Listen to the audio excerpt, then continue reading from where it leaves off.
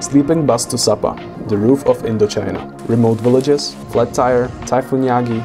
This was what we experienced in just 3 days in Vietnam. Episode 2 starts now.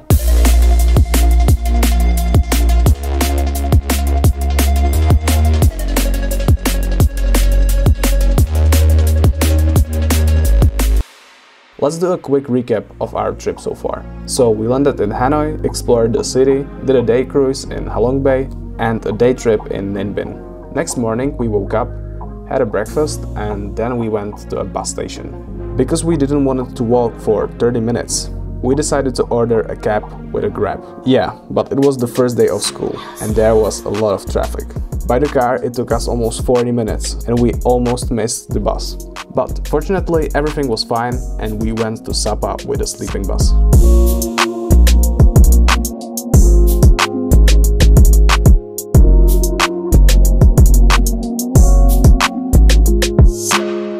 The ride was approximately 6 hours long. I had time to edit some photos and then of course took a nap. As soon as I woke up, we arrived to Sapa.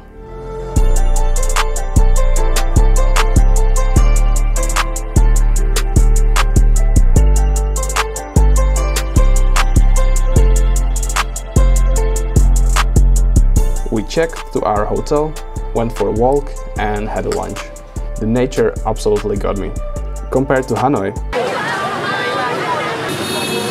it was so peaceful.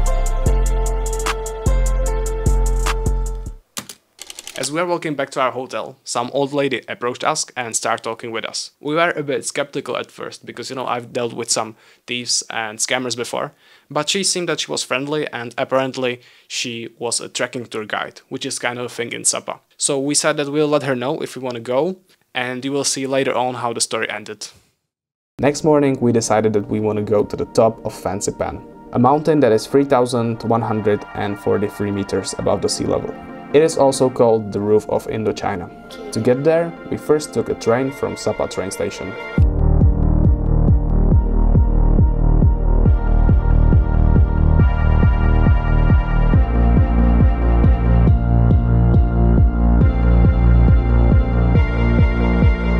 This is Muong Hoa Valley. I hope I got the pronunciation right. A place with beautiful gardens and also a place from which departs the Fansipan legend cable car.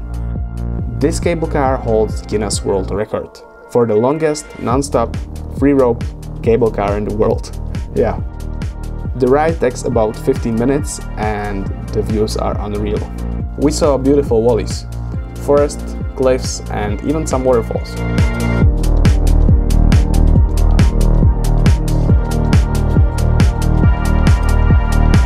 Then when we saw the fog, it was clear that we are really high.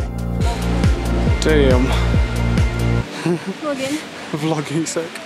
Although it was sunny in Sapa, the Fansipan weather was a bit different. How's the weather? Really nice. The views? As you can see, the views are beautiful. To get to the top, we had to take a small hike, which was like 40 minutes long. First stop was at the Buddha statue.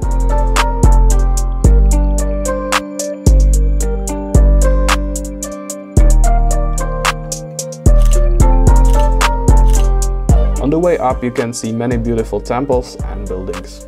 We reached the gate, pushed for some last steps and reached the top of Indochina.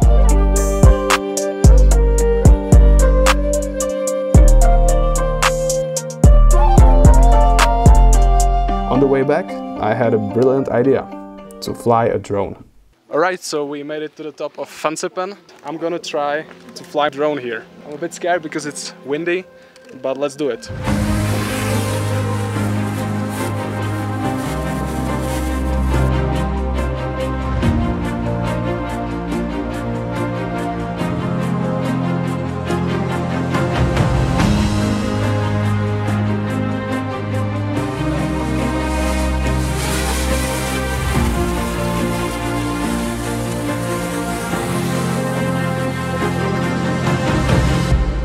Downhill ride, we were alone in the whole cabin.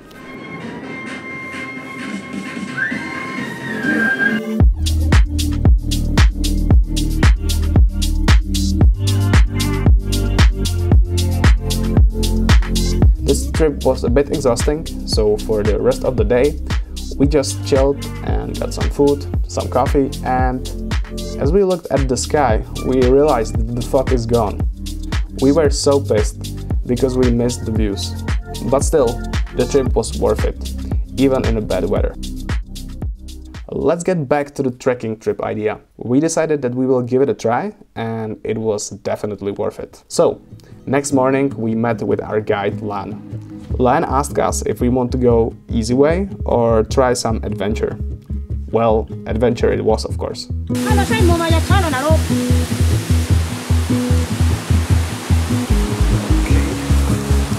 So we began to go down the hill, and because it rained the whole night, it was super slippy.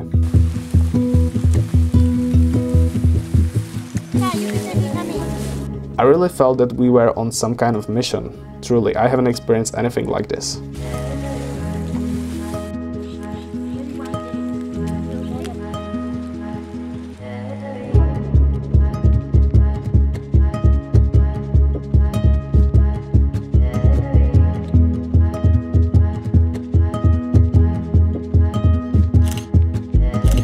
Lan showed us what they are growing on the field. For example, indigo, which is used as dyeing for clothes. Our guide is very friendly. There's some kind of bridge, so we're gonna take a picture. We saw buffaloes, fields, rivers, bridges, and unreal views. After 10 kilometers, we reached some remote villages, and then Lan showed us some things that they are using on daily basis. The people that live in these villages are in tribes, and the tribe that Lan was in was known for the blue color from the indigo. They live a different life than us, definitely. From food they eat, to their jobs, activities, school system. I'm not the right person to give you some lectures, you know. You have to really experience it to understand. Our trip was over, and now how to get back? In the trip there is a transport back to Sapa included. Me and my girlfriend had to split up to 2 motorcycles, and 2 guys gave us a lift. It started raining and I had water everywhere. As we were driving, suddenly my driver stopped. I was like, what's going on? What happened? No English again. But I understood.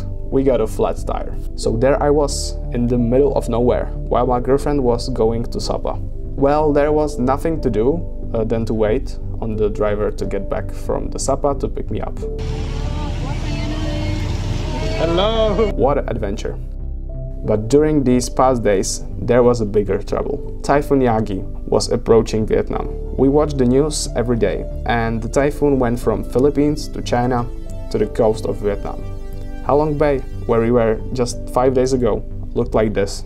The night after our check-in trip, typhoon reached Hanoi, and it was slowly heading to the north. So the next day we took a bus, hoping that we will miss the typhoon. Fortunately, as we arrived to Hanoi, the typhoon was gone and left a big mess in the city.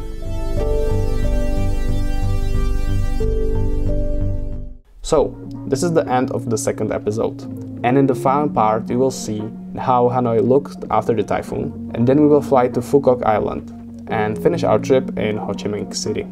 If you like this video, don't forget to leave a like and comment. Thank you, and see you soon.